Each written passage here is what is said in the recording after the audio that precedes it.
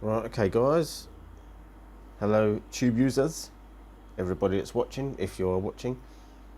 I thought I'd do a quick behind the scenes of what I have set up, and obviously, I don't make a lot of money on YouTube. I'm doing this on a budget. Obviously my phone I use to record audio because the Canon M100 camera has a built-in mic, but it's not very good if you're away from the actual camera itself. So I use that to record my audio, which you can sometimes see on my videos, so it's down here. Now I'll later sort of edit that and put the audio in. I use a lapel mic, which was a cheapie on Amazon. But the idea of a lapel mic is obviously if you're moving around, like some YouTubers, you see them at the desk and you can hear them because they've got their phone or sort of camera near them. But then as they sort of move away to find something or grab something, you can't hear them. That's quite a lot. I've seen that quite a lot on certain YouTube videos or content creators videos. So I do that. So if I need to reach over to grab a circuit board or something, you're not going to sort of lose the audio on the content you're producing. This is by the window, just a standard little desk thing. Obviously all your stuff in the background, which you can include in the shot. As long as you've not got anything specific, like say a Red Bull can or something that's could be used as advertising. So you kind of have to be a little bit careful with certain products. I mean, like stuff like cameras and stuff, obviously, because I do reviews of products. You're not quite that much restricted. But if you had like a can of Coke or a Red Bull or something that was maybe possibly seen as promoting a product, you have to be a little bit careful. But read the YouTube guidelines anyway. That will tell you about all that sort of stuff.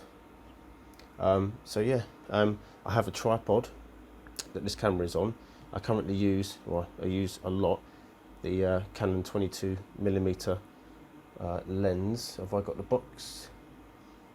Yeah, let me show you the one I actually use. I'm going to put my cigarette down because I don't want to show that on YouTube either. Obviously, guidelines and whatnot. Alright. So, if I grab the lens that I use, well, there's two lenses I use for YouTube capture. This one I use, the Canon 22mm. It's just the nice sort of area and range for capturing what you want to capture. Obviously it's a prime lens, so you can't zoom with it. Or what I use, again, the second mostly used, is the kit lens that comes with the camera, 15 to 45mm. And obviously benefits of that is obviously if you've got content here that you want to have a closer look at, you can zoom, because this is a zoom lens. So those are the two that I use most often.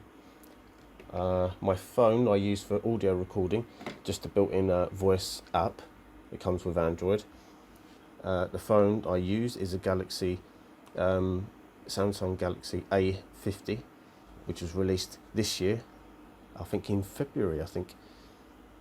I used to have an S6, which was a brilliant bloody phone from Samsung, but obviously given the age of it, the battery capacity wasn't great to start with, and after a little while it just sort of the battery just gave out. I ended up charging it about 5 times a day while I was at work, and lasted on a full charge probably about maybe an hour and a half without really sort of stressing the phone. So let me have a look. So yeah, the tripod, sorry, I use is an Amazon's Basics one. But you know what, I actually quite like this. Let me just loosen it up. I like this tripod and whatnot set up. Reason being, I mean, it's cheap, number one. Again, doing this on a budget is well worth it. That's what I'm showing you guys. You have tilt camera controls and all that sort of stuff. As you can see me moving around the camera. It's quite easy to use. So I quite like that. Lighting, I typically film with a night time because I'm a night person. And let me just tilt this back so I can show you. If I can get it in shot. I don't really want to take the camera off, but yeah, it's just an LED strip light which I actually bought from B&M home stores here in the UK, and I think that was roughly about, how much was it? I think probably about 11 or 12 pounds, I think. Just a standard strip light, LED strip light, mains powered. But reason why I got it is it's quite nice. You can see the cable dangling down here. Mains powered, and it has also a motion sensor, so that's quite nice. But that's obviously just views across my desk. Obviously try and keep the cable out of the way, but I can't be bothered at the moment. And yeah, I'm just in my bedroom, you know, usual stuff. But if you want to start making YouTube content, I think it's quite easy to do. It's quite hard to actually get somewhere on YouTube, but this is why I sort of started producing content. I opened my account on YouTube originally in I think June 2015, when I go onto the statistics, which is a shame, because if I started doing this in 2015, monetization was available, and I may have sort of started to make some money out of it and maybe some more views and whatnot, but hey ho, I'm just doing this at the moment because I quite like it. I quite like producing content of things that interest me, sort of more budget stuff. Again, like this M100, which I did a review of. I'll link it in if you've not seen it. I really love the M100 camera. I'm not an expert at all means for photography and videography, but for a standard user, I used to use my smartphone, the S6, for video capture. But yeah, this is almost like a smartphone. It's nice and small, it's compact, and it's got a touch screen as well. So even now, while I'm recording, I can actually go, if I wanted to, on the viewfinder, change the settings while I'm actually recording. So I quite like it, yeah. So I really do like the M100. I bought it when it was on special. I think it was 320 from 360 from Curry's PC World. So I'm glad I got it at the time. I was debating that and the other Canon camera, which was about £500. I think it was this, I can't remember which model it was, but it did 4K video at 30 frames. But it was a lot bulkier. It had like it was quite huge in comparison. So I decided not to spend £499 and spend, you know, as I said, just over 300 buying this camera, which I think was good. But in hindsight, looking back, the other camera I was looking at, which was a toss up between this one and that one, it had a microphone socket. So knowing what I know now, instead of doing the audio separately using my phone and then sort of sticking them together in post-processing, that may have been the better option. So if you are thinking of doing YouTube videos, do consider that. Audio is just as important as video, I think. I run in 60 frames a second, only because I think it just looks a lot clearer and a lot smoother when you're moving stuff about.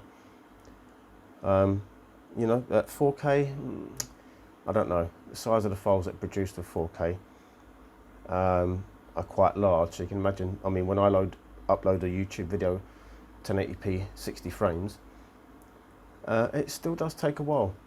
I use Vegas Studio, and I use Vegas Studio, purchased the full version. Quite liked how it worked. It kind of reminded me of the Sony Vegas. I don't know if that's the same software or not, I don't know.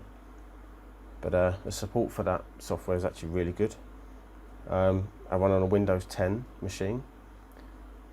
What do I have? Specs. I have an old i7 4770K and a 1080 Ti graphics card, which is, again, when I process the videos, I use the MV-ENC codec.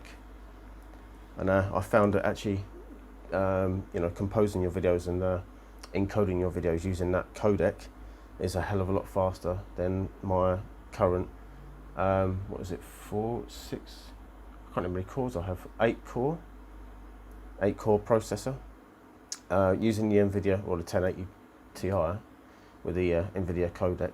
It does encode a lot quicker when producing your content. The software, the Vegas software, I'm not sure if it's the Pro Movie Maker or something or other, it can be sometimes a bit buggy. It will randomly crash at some points if you're inserting video and stuff like that, and mucking about with audio. Sometimes it will actually just completely freeze and crash and close, but it's not that bad, to be honest. I mean, it very rarely crashes now. I use it quite a lot, or I have been. So yeah, that's the software I use. This is the kind of setup I have. Camera settings, I generally, again with this lighting setup I have, just the one LED strip light. I typically run apertures shutter speed is 1/30. F-stops is 8, f8, and ISO of 1000. And that seems to give quite good quality, not too overexposed, and I think is just right. The only problem with this one LED strip light is I have no light coming from where I am. So I do have, I bought another thing from Amazon, I do believe, if I can pick it up without knocking my camera over, is like a clip thingamabob here, which you can attach either a smartphone or a whatever device, and it has a circle ring light here.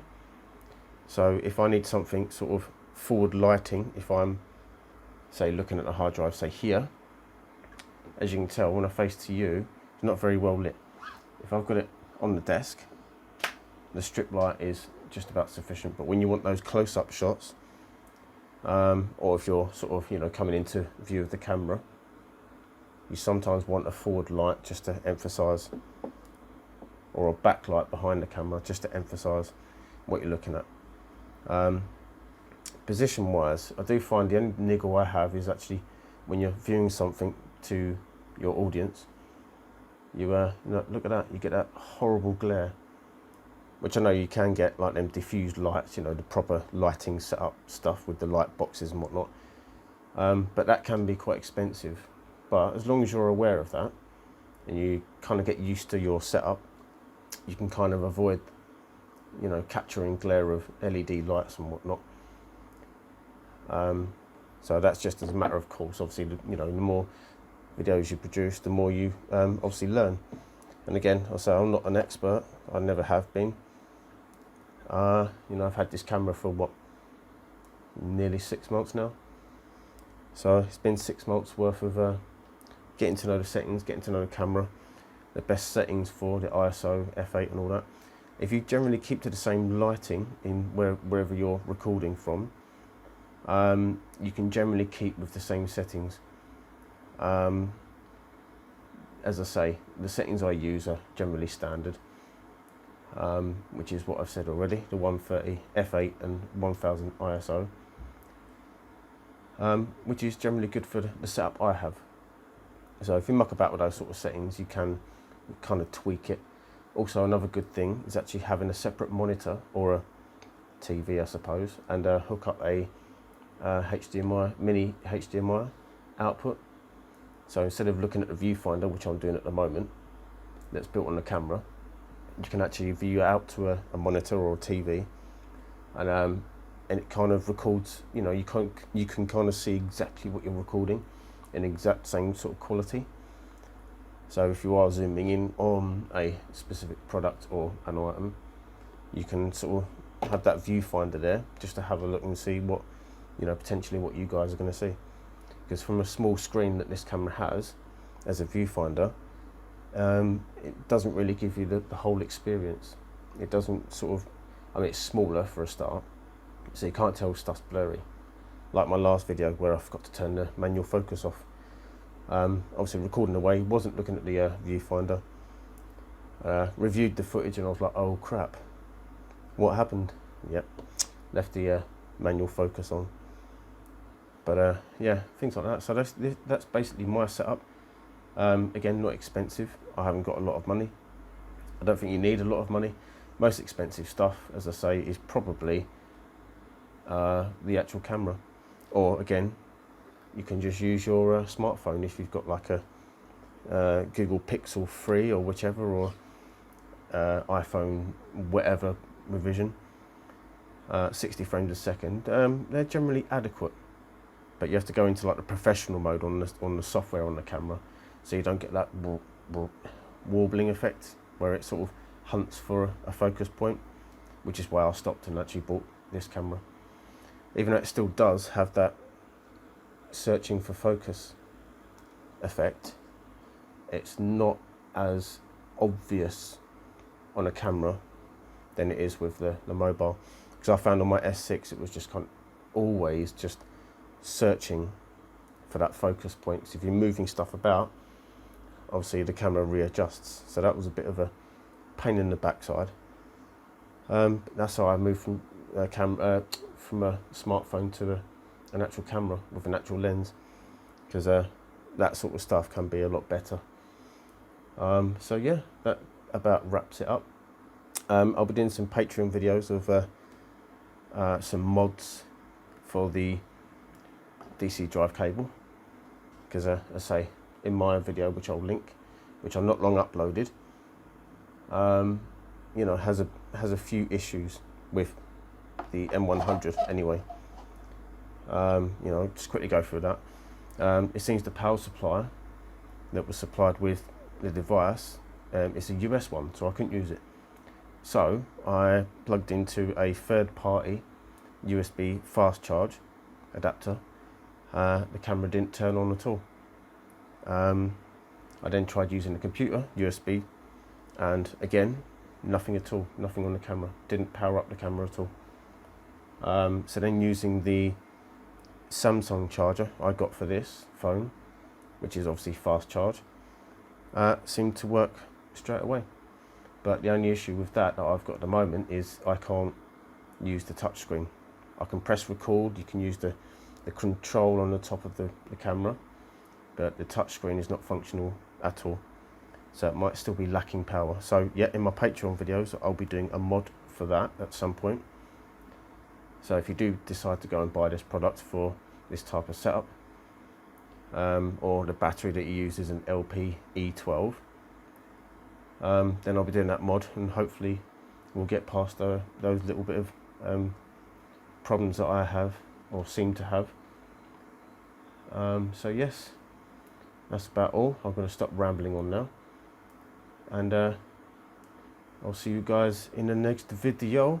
Please comment, link, subscribe, and check my Patreon account and buy me a coffee. Much appreciated.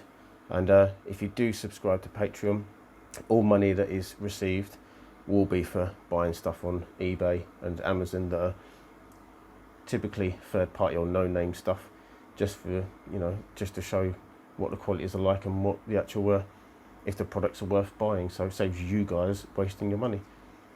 So spot on.